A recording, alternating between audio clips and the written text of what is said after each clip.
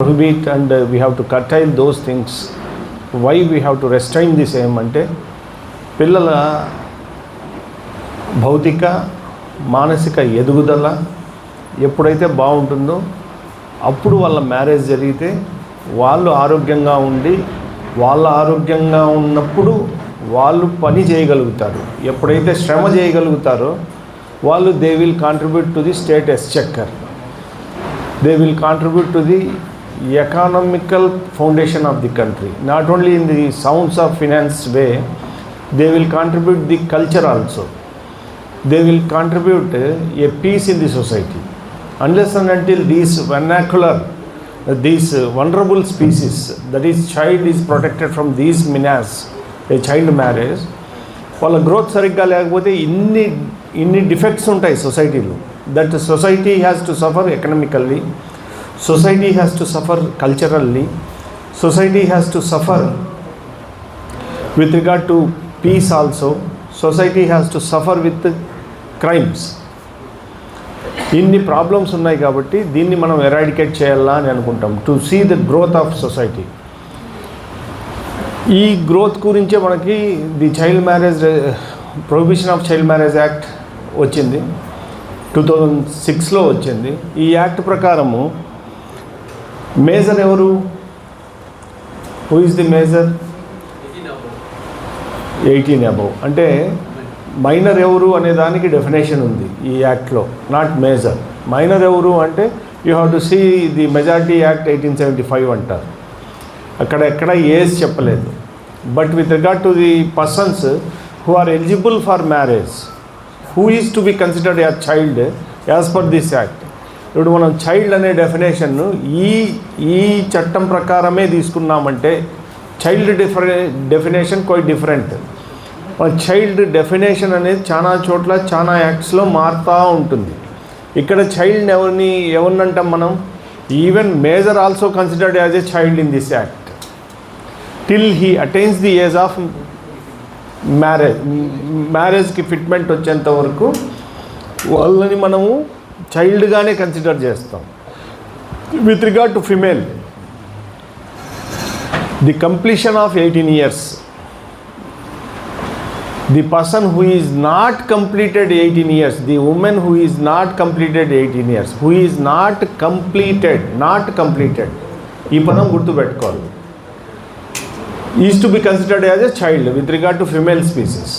With regard to male species, the men who is not completed 21 years అంటే 22 yearsలో పడిండల్లా, లేకపోతే 19 yearsలో పడిండల్లా, unless and until they are considered as child.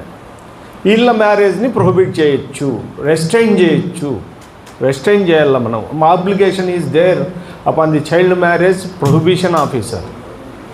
Child marriage prohibition officers కూడా ఇక్కడ ఉన్నారు. యాజ్ పర్ నోటిఫికేషన్ను నోటిఫై చేసిన దాని ప్రకారం ఉండేవాళ్ళు ఉన్నారు. ఈ చైల్డ్ మ్యారేజ్ చేసుకోండి మేల్ ఉన్నారనుకోండి, if he is not a minor, a person who is fit for marriage if contacted a marriage with a child, if he is a male, he will be punished for 2 years of imprisonment with a fine of rupees 1 lakh. సరే ఆడు వరకేనా అని అనుకుంటే, ఎవరైతే ఈ child మ్యారేజ్కి perform చేస్తారో, who conducts the marriage, who facilitate the marriage, will also punishable with the same punishment. ఎక్కడ కూడా కించిత్తు కూడా డిఫరెన్సియేషన్ లేదు.